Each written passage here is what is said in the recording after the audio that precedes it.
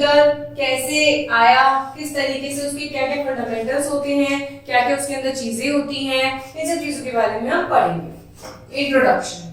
Today there is no one who is not familiar with the computer, so it is no need to give its introduction. However, you must know the definition of a computer. आज के time में आप सब जानते हैं computer आजकल ऐसे familiar हो गया है, जान पहचान के लिए सबको इतना ज्यादा हो चुका है कि मुझे जरूरत नहीं है आपको बताने की कि कंप्यूटर होता क्या है ना। सब अपने लेवल पे कंप्यूटर का यूज करते हैं, कोई स्मार्टफोन की तरह से करता है, कोई कंप्यूटर में करता है, कोई लैपटॉप में करता है, कोई डिवाइस से करता है। तो कंप्यूटर के बारे में प्रॉपर बताने की कोई जरूरत नहीं है, पर हाँ हमें कंप्यूटर की डेफिनेशन जरूर पता होनी चाहिए। In simple words, computer is a machine. हम सिंपल वर्ड्स में कहेंगे कंप्यूटर एक ऐसी मशीन है जो हमारे कामों को जल्दी और आसान तरीके से कर देती है। A machine is that device which has mechanical, electrical and electronic parts and performs work to help a human beings. एक मशीन कैसी मशीन है? एक ऐसी डिवाइस है जिसमें मैकेनिकल, इलेक्ट्रॉनिक पार्ट्स होते हैं और जो ह्यूमन बींग इंसानों की मदद करती है उनका काम करने में। Computer is a machine that help in doing the mental work. Basically computer का बेसिक काम क्या होता है? आपके दिमागी काम को अपने लेवल पे आपको करके देना। इसीलिए कहते हैं कि computer is helpful for mental work. For example, if you have a computer and want to make a mark sheet, you need not have to do all the processing by using your mind repeatedly for all the students. Instead, you can just set the logic in the computer program which will automatically module the task. Suppose कीजिए आपको mark list बनानी है या फिर आपको result बनाना है students का, तो क्या आपके लिए पॉसिबल है कि जल्दी और एक्यूरेटली आप एक एक स्टूडेंट की परसेंटेज निकाल पाएं? सब मार्क्स को आप सब सब्जेक्ट के मार्क्स को प्लस करके उनकी परसेंटेज कैलकुलेट कर पाएं, फिर उसके बाद सब स्टूडेंट्स को एनालाइज कर पाएं? तो ये काम हम कंप्यूटर को दे देते हैं। कंप्यूटर हमारे इंफॉर्मेशन को इनपुट करता है, हम कंप्यूटर को इंस्ट्रक्शंस बता देते हैं, लॉजिक बता देते हैं और उसके बाद कंप्यूटर हमें आउटपुट देता है। तो कंप्यूटर इस तरीके से हमारे मेंटल पीस को कंटिन्यू रखता है। What is computer? कंप्यूटर आप देख सकते हैं क्लास क्लासेस में भी आप कंप्यूटर पढ़ते आ रहे हैं, कंप्यूटर ऐसा होता है। The most obvious question related to understanding computers and their impact on our lives, what is computer? बस हम ये सोचते हैं कि इससे रिलेटेड जो भी क्वेश्चंस आता है उसमें हम ये सोचते हैं कि कंप्यूटर क्या होता है? What is computer? A computer is an electronic device which operates under the control of instruction stored in its own memory unit. ये क्या करता है? इंस्ट्रक्शन को कंट्रोल करता है जो कि इसकी मेमोरी यूनिट के अंदर होते हैं। मेमोरी यूनिट के अंदर के जो इंस्ट्रक्शंस होते हैं उन्हें ये क्या करता है? स्टोर करता है और उन पे काम करता है। It can accept data, input, process data arithmetically and logically, produce output from the processing and can store the result for the future use. सबसे पहले ये इनपुट देता है, इंफॉर्मेशन देता है, उस इनपुट की प्रोसेसिंग करता है जो भी हम इसे इंस्ट्रक्शंस देते हैं, फिर ये हमें रिजल्ट प्रोड्यूस करके देता है। What does a computer do? अब हमने देखा तो ऊपर कि क्या क्या करता है कंप्यूटर, बट अब हम लिस्ट वाइज देखेंगे कि कंप्यूटर क्या क्या काम किस तरीके से करता है। Whether small or large computer can perform 4 general operations. जो स्मॉल या लार्ज कैसे भी कंप्यूटर होते हैं वो बेसिकली 4 जनरल ऑपरेशंस फॉलो करते हैं। These operations which comprise the information processing cycle are input, process, output and storage. Basically 4 operations पे चलता है। सबसे पहले इंफॉर्मेशन जो प्रोसेस होती है, फिर हमें आउटपुट मिलता है और वो जो हमारी सारी इंफॉर्मेशन है उसको याद से रखने का, सेव रखने का काम स्टोरेज करता है। Collectively, these operations describe the procedure that a computer performs to process data into information and store it in future. यही बताता है कलेक्टिवली कि हमारे इनपुट को प्रोसेस करता है, हमें रिजल्ट देता है और हमारे इनपुट को और हमारे रिजल्ट को स्टोर करके फ्यूचर यूज के लिए हमारे लिए ही रखता है। All computer processing requires data. हर कंप्यूटर को प्रोसेस करने के लिए डेटा ही चाहिए होता है। Data refers to the raw facts. Data वो होता है जो हम नॉर्मल जो जिन पे काम ही नहीं हुआ होता, सपोज कीजिए आपको रिजल्ट बनाना है किसी बच्चे का, तो डेटा का क्या कहेंगे कि हर बच्चे के मार्क्स कौन कौन से सब्जेक्ट में कितने आए हैं, ये कहलाएगा रॉ डेटा।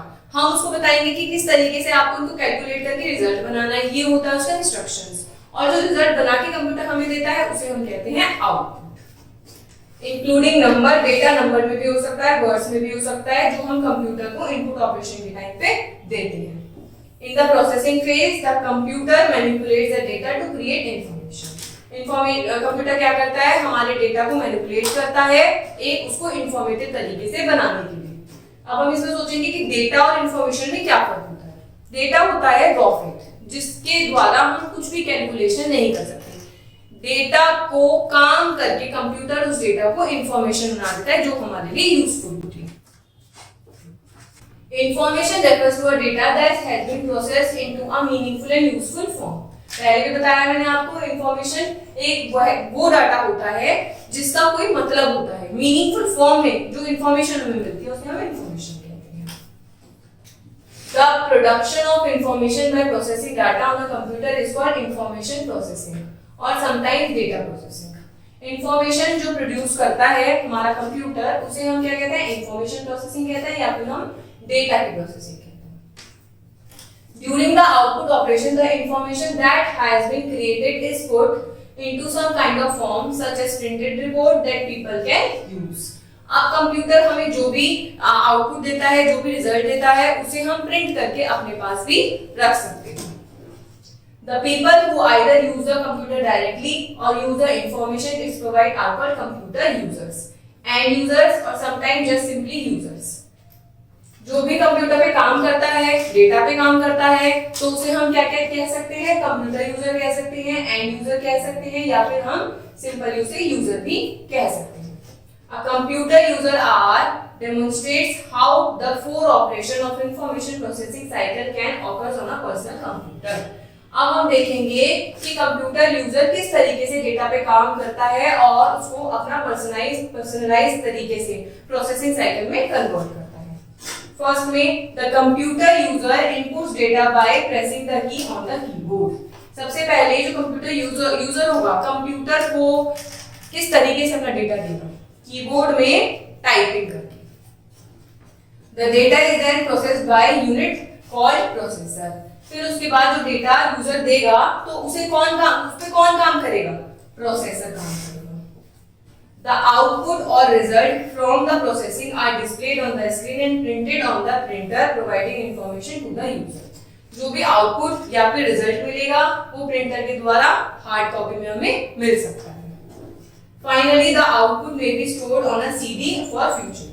अब जो आउटपुट होगा वो सीडी में भी सेव कर सकते हैं हम लोग, हमने लास्ट क्लास में पढ़ा था, हमारी सेकेंडरी मेमोरी में भी सेव कर सकते हैं, कंप्यूटर की मेमोरी में भी सेव कर सकते हैं हमारे फ्यूचर यूज के लिए। Why is computer so powerful? अब हम जानते हैं कि कंप्यूटर इतना शक्तिशाली क्यों। The input, process, output and storage operation that a computer perform may seem very basic and simple। अब हमने जो देखा किस तरीके से प्रोसेसिंग करता है कंप्यूटर, इनपुट लेता है, इंस्ट्रक्शन फॉलो करके उस इनपुट पे काम करता है, उससे इंफॉर्मेशन बनाता है, आउटपुट देता है। तो ये बहुत बेसिक ऑपरेशंस है, बहुत नॉर्मल चीजें हैं, बेसिक है और सिंपल है। However, a computer's power derives from its capability to perform these operations very quickly, accurately and reliably। Basically computer हमारे लिए तब पावरफुल हो जाता है जब हमें ये डेटा एक्यूरेट, बिल्कुल सही तरीके से, जल्दी और बिल्कुल विश्वास के तरीके से मिलता है कि हाँ हमने अगर ये कंप्यूटर से काम करा है तो हमें सही मिला है। In a computer, operation occurs through the use of electronic circuit contained on small chips। अब कंप्यूटर किस पे काम करता है, जिनमें वायर होते हैं और छोटी-छोटी स्मॉल चिप्स होती हैं, वायर होते हैं, उन पे ये कंप्यूटर ऑपरेशंस को फॉलो करता है। When data flows along these circuits, it travel all at close to the speed of light। ये लाइट की स्पीड पे डिपेंड करता है कि वो जो डेटा है वो किस तरीके से सर्किट्स में फ्लो कर रहा है। This allows processing to be accomplished in billionths of a second। मतलब ये सेकंड पे डिपेंड करता है कि कितने बाइट पर सेकंड पे वो काम कर रहा है। The electronic circuit is modern computer are very reliable and seldom fail। मतलब कि जो हमारे इलेक्ट्रॉनिक सर्किट्स हैं वो मॉडर्न कंप्यूटर जो आया है हमारा वो बिल्कुल बहुत ज्यादा रिलायबल है और बिल्कुल उसमें हमारी ये है कि कोई भी मिस्टेक नहीं होगी। ठीक है, storage capability is another reason why computer are so powerful. अब क्या हम अपने माइंड में सब चीजों को रख सकते हैं? बिल्कुल भी नहीं रख सकते, पर कंप्यूटर रख सकता है। कितनी कितनी जीबी की फाइल्स को रख सकता है, हमारे सारे डेटा को मेंटेन करके रख सकता है, तो इसलिए कंप्यूटर पावरफुल है। They can store enormous amount of data and keep that data readily available for processing। ये बहुत तरह का और बहुत ज्यादा क्वांटिटी में डेटा को सेव करके रख सकता है और इस तरीके से सेव करके रखता है कि हमें जब भी किसी भी डेटा की जरूरत हो तो हम उसे एट रैंडम पढ़ सकते हैं। This capability combined with the factor of speed, accuracy and reliability are why a computer is considered to be such a powerful tool for information processing।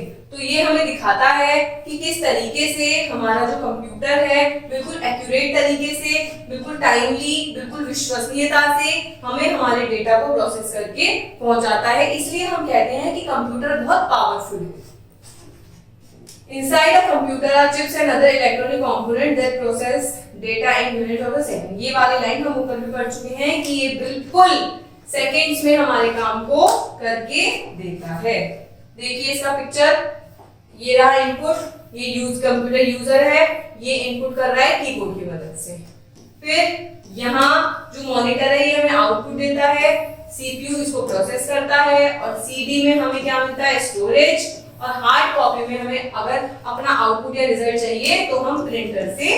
How does a computer know what to do? अब हम सोचेंगे कि computer को कैसे पता चलता है कि क्या करना है? अरे भाई, इंस्ट्रक्शन से पता चलता है। For a computer to perform the operation in the information processing cycle it must be given a detailed set of instruction that tell it exactly what to do. These instructions are called computer program और software.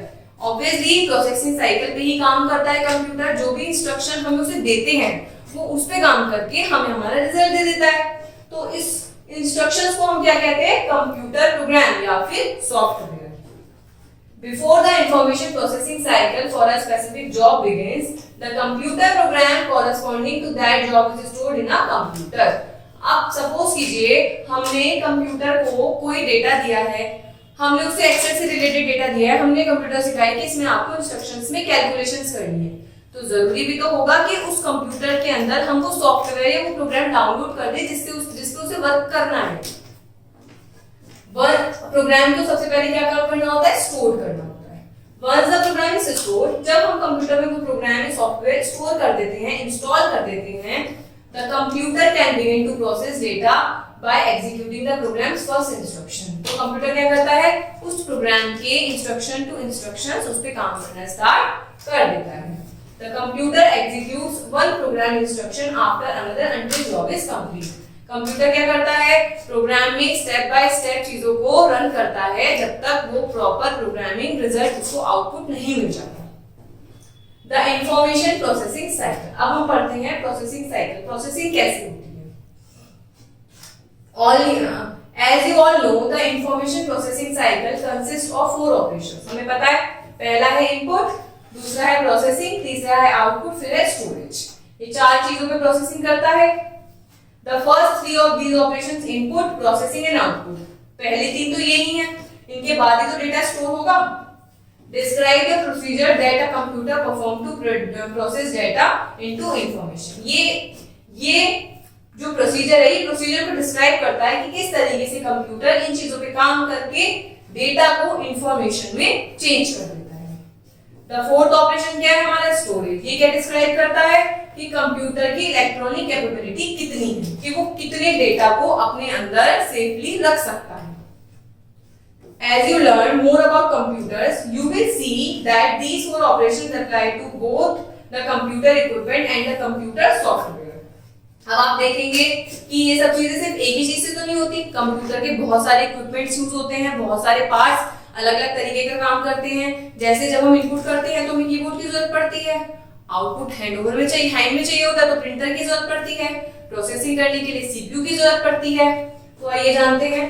the equipments or devices of computer are classified according to the operation that they perform. मैंने अभी आपको यही बताया है, computer software is made up of instruction that describe how the operations are to be performed. अब ये computer का software होता है, ये डिस्क्राइब करता है कि कौन सा पार्ट क्या प्रोग्राम करेगा. What are the components of computer? अब हम देखते हैं कि कंप्यूटर के क्या क्या कंपोनेंट्स होते हैं जिसपे कंप्यूटर काम करता है. A computer is composed of input devices through which data is entered into a computer. Input devices last classes में भी समझाया था, किन्हें कहते हैं, जिनके द्वारा हम डेटा कंप्यूटर के अंदर फीड करते हैं. The processor that processes data stored in main memory. Output devices basically ये जो डेटा है क्या करता है, डेटा को मेन मेमोरी में स्टोर करता है. आउटपुट डिवाइसेस क्या करती हैं, हमें रिजल्ट प्रोवाइड करती हैं. और ऑक्सिलरी स्टोरेज यूनिट्स क्या करती हैं, हमारे डेटा को फ्यूचर के लिए स्टोर करती हैं. ठीक है. Data is processed by specific equipment that is called often called computer hardware. जिन इक्विपमेंट से कम डेटा सेव होता है, इनपुट होता है, इन सबको हम क्या कहते हैं, हार्डवेयर कहते हैं. This equipment consists of input device, processor unit and output device, auxiliary device. ठीक है. अब हम पढ़ते हैं सबसे पहले input device के बारे में. Input devices are used to enter data into a computer. पहले ही बता चुकी हूँ कि जो input devices होते हैं जैसे माउस हो गया, कीबोर्ड हो गया, ये सब डिवाइस क्या है, input devices है. इनका काम होता है कंप्यूटर के अंदर क्या करना, डेटा को स्टोर करना. A common input device is the keyboard, which is along with other components of computer. As the data is entered on keyed, it is stored in computer and displayed on the screen. Keyboard सबसे basic component होता है हमारे data को store करने का. जो भी हम कंप्यूटर पे टाइपिंग करते हैं वो हमारे स्क्रीन पे, मॉनिटर की स्क्रीन पे दिखाई देती है. अब होता है इनपुट के बाद processing. The processor unit of computer which contain the electronic circuit that actually cause the processing of data to occur. Basically processing का क्या काम होता है, इलेक्ट्रॉनिक सर्किट्स के द्वारा कंप्यूटर को अपना डेटा देना, प्रोसेसिंग कराना. These processor unit is divided into two parts. ये दो पार्ट्स में डिवाइडेड होते हैं. पहला होता है सेंट्रल प्रोसेसिंग यूनिट, दूसरा होता है main memory. The central processing unit contains a control unit that executes the program instruction and arithmetic unit. पहला होता है हमारा सीपीयू जो क्या करता है, कंट्रोल करता है प्रोग्राम के इंस्ट्रक्शंस को. और दूसरा होता है अरिथमेटिक लॉजिकल यूनिट, ये क्या करता है, मैथमेटिकल ऑपरेशंस करता है. Arithmetic operation include numeric calculations. जो अरिथमेटिक कैलकुलेशन होता है उसमें क्या आता है आपका, addition, subtraction, multiplication, division. Comparison of data to see if one value is greater than equal to less than another called is logical operation. अब हमें जो हमारी कैलकुलेशंस होंगी वो हमारी अरिथमेटिक में होंगी और जो हमारा कंपैरिजन होगा वो हमारा होगा लॉजिकल ऑपरेशन पे. ये आपने मैथ्स में भी पढ़ोगे या पढ़ा होगा. ठीक है. जो भी आपकी कैलकुलेशंस होती है वो एडिशन, सब्ट्रैक्शन, डिवीजन, मल्टीप्लिकेशन में होती हैं. और जो भी आपकी कंपैरिजन होता है कि कौन छोटा है कौन बड़ा है, ये सब आता है आपका लॉजिकल. अब पढ़ते हैं हम output devices. Output from a computer can be presented in many forms. Output बहुत तरीके से हमें मिल सकता है. The two most commonly used output devices are the printer and the computer monitor. दो बेसिक होते हैं, प्रिंटर जिससे हमें हार्ड कॉपी मिलती है और मॉनिटर जो हमें रिजल्ट सामने से दिखाता है. Other frequently used name for a monitor like CRT, which stands for cathode ray tube. ये हमारे मॉनिटर का नाम है. Auxiliary storage unit. Auxiliary storage unit store instruction and data when they are not being used by the processor unit. Auxiliary storage होता है एक तरीके की सेकेंडरी मेमोरी. ठीक है. A common auxiliary storage devices on personal computer is CD drive. जो common auxiliary storage होते हैं उसको हम CD drive में भी कह सकते हैं. और diskette drive which store data as magnetic spot on a small plastic disk. इसको हम बोलते हैं जो मैग्नेटिक होती है, छोटी सी होती है, उसको हम बोलते हैं डिस्केटेड ड्राइव, जो मैग्नेटिक स्पॉट्स होते हैं जिसपे, और फाइबर डिस्क को हम बोलते हैं डिस्केट. ठीक है. Another important auxiliary storage device is called hard disk. इससे अलावा जो स्टोरेज डिवाइस इंपॉर्टेंट होती है उसे कहते हैं hard disk drive. It contain non-removable metal disk and provide larger storage capacity than diskette और CD. ये क्या होती है? नॉन रिमूवेबल होती है, मेटल डिस्क भी होती है और हमारे इन दोनों चीजों से जो हार्ड डिस्क ड्राइव होती है सीडी से और डिस्केट से ज्यादा स्टोरेज देती है हम लोगों को. अब हम पढ़ते हैं कैटेगरी ऑफ कंप्यूटर। कंप्यूटर की कितनी कैटेगरीज होती हैं? Computers are generally classified according to their size, speed, processing capabilities and price. Computer बहुत जगह से डिवाइड, अब जैसे हम कपड़ा होता है, कोई इक्विपमेंट होता है, उसे हम अलग अलग तरीके से डिवाइड कर लेते हैं कि किस तरीके का हो सकता है। तो कंप्यूटर को हम उसकी साइज से, स्पीड से और प्रोसेसिंग कैपेबिलिटीज से और प्राइस से देख सकते हैं। However, rapid changes in technology make firm definitions of these category difficult. अब पर जैसे जैसे चेंजेस आते जा रहे हैं तो इन चीजों में कंपैरिजन करना बहुत मुश्किल हो गया है। This year's speed, performance and price classification of a mainframe might fit next year to classification of a mini computer. अब ये पहले कुछ था, उसके बाद चेंजेस में आने लगा, उसके बाद जो जो चेंजेस आने लगे वो डिपेंड करते हैं कि आपका क्लासिफिकेशन किन किन चीजों पे आप कर सकते हैं। हर ईयर चेंज होता है rapidly. Even though they are not formally defined in the category are frequently used and should be generally understood. बस हमें समझना है कि कैटेगरीज क्या होती हैं और किस तरीके से चेंजेस आते हैं। आज आगे देखते हैं माइक्रो कंप्यूटर। पहले थे माइक्रो कंप्यूटर, अब देखते हैं क्या है इनमें। Micro computer also called personal computer और micro are the small desktop size system that have become so widely used in recent years. काफी टाइम से जिन्हें हम पर्सनल कंप्यूटर्स भी कहते हैं, ये बहुत टाइम से डेस्कटॉप साइज के हैं, ये बहुत छोटे साइज के, देखिए बहुत छोटे साइज के होते हैं ये, और लास्ट ईयर्स में बहुत ज्यादा रैपिडली यूज हो रहे हैं। These machines are generally priced under 40,000. इनका क्या प्राइस है? 40,000 है इनका price. This category also include handheld notebook, laptop, portable and super micro computers. ये छोटे से माइक्रो कंप्यूटर्स लगते हैं, लैपटॉप की तरह होते हैं, नोटपैड की बिल्कुल आपके बुक की तरह होते हैं, बहुत स्मॉल होते हैं, इसीलिए हम इन्हें माइक्रो कंप्यूटर्स कहते हैं।